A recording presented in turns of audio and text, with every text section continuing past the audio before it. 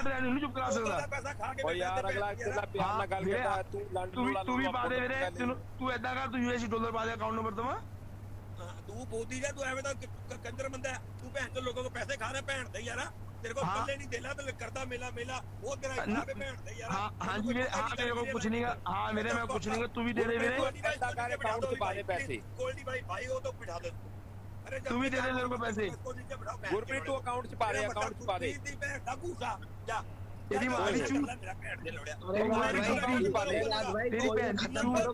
तू मेनू लगा तू भी तेरी बुद्धि मार के आया आज लगा तू भी कुत्ते दी गान मारी है ओ तेरी मां दी खुद ही मारी है मैं आज भैन दे भैन के लौड़े तेरी मां मादर चोद तू कल भैन के लौड़े डॉग बारे अच्छा मेरी गल सुन अपनी कुड़ी दा रिश्ता करवा दे मेरे नाल यार कुत्ती दे बच्चे अपनी कुड़ी दा रिश्ता करवा दे मेरे नाल तेरी भैन अपनी कुड़ी दा रिश्ता करवा दे अच्छा करवा दे अपनी कुड़ी दा रिश्ता बच्चे जिन्नी गाला कटेंगे उन्ना गंदा होएगा तेरी कुड़ी दी फोटो होंदी आज देखी आज स्टोरी दिखाना तेनु मैं आज तेनु स्टोरी दिखाना की लगती है आज तेनु स्टोरी दिखाना मैं की होंदी है आज तेरी कुड़ी की चूड़ी दिलाना वाला खेल गई लौड़िया ओ तेरी मां नु नंगा देख के मुठ मारा भैन तेरी मां दी गुड्डी भैन के लौड़े टैक्सी ड्राइवर ओ मैं टैक्सी ड्राइवर तू बच्चियां बारे किਵੇਂ गलत बोल सकता है तो दस अकल नहीं यार मैं तुझे कह रहा मेरे क्यों मैं तुम जानते नहीं मैं सवाल लगदा गलत बोलदा बच्चियां बारे की गलत बोलना यार मैं इनु की गया ने मैसेज क्यों कीता तू मैं मैसेज इस वास्ते कीता तू एनिमल नो अब्यूज कर रहा भैन चोदा की अब्यूज कीता जवाब दो हुन गाल छड्डो हुन जवाब दियो भैन दे लोड़िया भैन दे लोड़िया जो तू भैन दे लन्ना तू दिहाड़ीदार तेरे पल्ले लानी तू हुंदा इंडिया च हुंदा मादर चोद उते अंग्रेजी में केस दाव कर रहे हैं लोड़िया 6000 रुपए मैं और दांगा ओ 6000 रुपए मैं तेरी मां दी भूती भैन दे लोड़िया ओ मेरी गाल सुन भैन दे लौड़े और टैक्सी ड्राइवर ओ तेरी मां दा भैन चोदा गलती मां दे बच्चिया ऐसे गल सुन तेरा गला बैठा है मैं लन चूस ले लोड़िया दलिया मादर चोदा तेरा गला बैठा है लन चूस ले राजबिया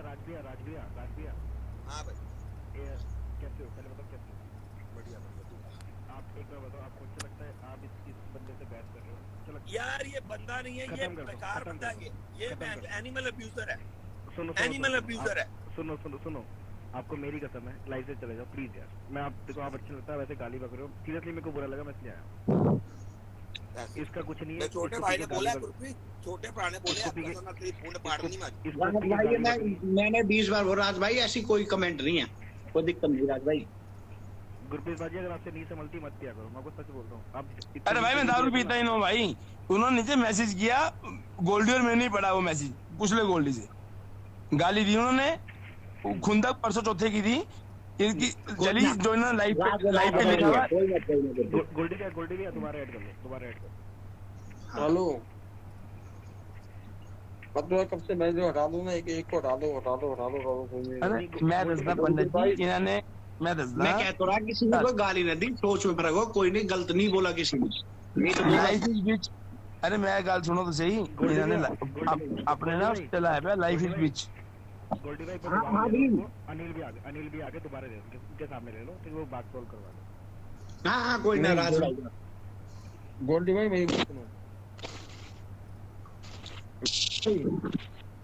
हेलो पाजी बच्चे जीवन ना गाना कर दो राज भाई कमेंट कर दो राज भाई कमेंट करना भाई मेरी तो मां को गाली देगा भाई मैं तो भाई समझ सकता नहीं गाली मैं तो मेरे को गाली दो मैं कहता हूं मेरे को गाली दो गोल्डी भाई लाइव बंद कर दो झगड़ा मेरे से ना मेरे को गाली दो मां बहन गाली मत बको यार अरे पंडित जी मैं क्या कह रहा हूं मेरे से झगड़ा मेरे को गाली दो ना राज भाई कमेंट कर मेरी बात सुनो गुरप्रीत भाई खत्म करा रहा हूं यार कोई बात थोड़ी मैं मना कर रहा है ऐसी कोई बात नहीं फिर भी राज भाई हां जी भाई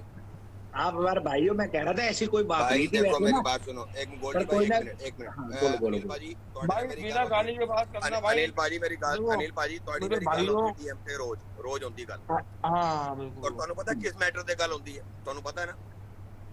ਸਮਝ ਗਏ ਨਾ ਮੈਂ ਉਸ ਗੱਲ ਮੈਂ ਕਿਸੇ ਨੂੰ ਅਬਿਊਜ਼ ਨਹੀਂ ਕਰਦਾ ਤੁਹਾਨੂੰ ਮੈਂ ਇਹ ਗੱਲ ਕਹੀ ਸੀ बिल्कुल थोड़ी देर पहले ठीक है भाजी बिल्कुल भाजी बिल्कुल इस वास्ते बैठा नहीं मैंने पहले 3 दिन पहले मुंडे ਉਹਨੂੰ ਬਿਠਾ ਕੇ ठीक है भाजी मैं कभी भी इस बंदे ਨੂੰ ਮੈਂ ਗੁਰਪ੍ਰੀਤ ਕਰਕੇ ਗੱਲ ਨਹੀਂ ਕੀਤੀ, ਮੈਂ ਹਮੇਸ਼ਾ ਭਾਜੀ ਕਰਕੇ ਰਾਜ ਜੀ ਮੈਂ ਭਾਜੀ ਕੀ ਗੱਲ ਕਰਿਆ, ਉਹਨੇ ਤੁਹਾਨੂੰ ਕੀ ਕਿਹਾ ਲਾਈਫ ਇਸ ਵਿੱਚ ਬਾਰੇ ਪੁੱਛਿਆ ਸੀਗਾ? ਮੈਂ ਤੁਹਾਨੂੰ ਮੈਂ ਕੀ ਕਹਿ ਰਿਹਾ ਗੁਰਪ੍ਰੀਤ ਭਾਜੀ ਨੂੰ ਮੈਂ ਹਮੇਸ਼ਾ ਗੁਰਪ੍ਰੀਤ ਭਾਜੀ ਕਰਕੇ ਗੱਲ ਕਰਨਾ, ਇਹਨਾਂ ਕੋ ਮੇਰਾ ਯਾਰ ਭਾਈ ਯਾਰ ਰਾਜ ਭਾਈ ਇਹ ਤਾਂ ਸੁਣ ਲਓ ਭਾਜੀ, ਮੈਂ ਕੰਟੈਕਟ ਤੇ ਯਾਰ ਤੁਸੀਂ ਸੁਣਦੇ ਇੱਕ ਪ੍ਰੋਬਲਮ ਤੁਸੀਂ ਸੁਣਦੇ ਨਹੀਂ ਕਿ ਮੇਰੇ ਦੋਸਤ ਨੇ ਲਾਈਵ ਚਲਾਈ, ਉਹਨੇ ਤੁਹਾਡੀ ਸ਼ਕਲ ਨਹੀਂ ਆ ਰਹੀ ਸੀ, ਸੱਚਾਈ ਦੱਸਣਾ, ਉਹਨੇ ਪੁੱਛਿਆ ਲਾਈਫ ਇਸ ਵਿੱਚ ਕੌਣ ਹੈ, ਇਹੀ ਪੁੱਛਿਆ? ਹਾਂਜੀ ਠੀਕ ਹੈ, ਤੁਸੀਂ ਉਹਨੂੰ ਕਿਹਾ ਮੋਬਾਈਲ ਦਿਖਾਣ ਲੱਗ ਗਏ। ਉਹਨੇ ਨਹੀਂ ਭਾਜੀ ਮਿਸਟੇਕ ਹੋ ਰਹੀ ਹੈ, ਉਹਨੇ ਕਿਹਾ ਇਹ ਚੂਤੀਆ ਕੌਣ ਹੈ? ਹਾਂ ਇਹ ਚੂਤੀਆ ਕੌਣ, ਠੀਕ ਹੈ ਹਾਂ, ਬਿਲਕੁਲ ਠੀਕ ਗੱਲ ਮਤਲਬ ਕੀ ਹੁੰਦਾ ਹੈ। ਤੁਸੀਂ ਉਹਨੂੰ ਮੇਰੀ ਗੱਲ ਸੁਣੋ, ਮੈਂ ਉਹਦੇ ਕੋਲ ਮੋਬਾਈਲ ਖੋਇਆ,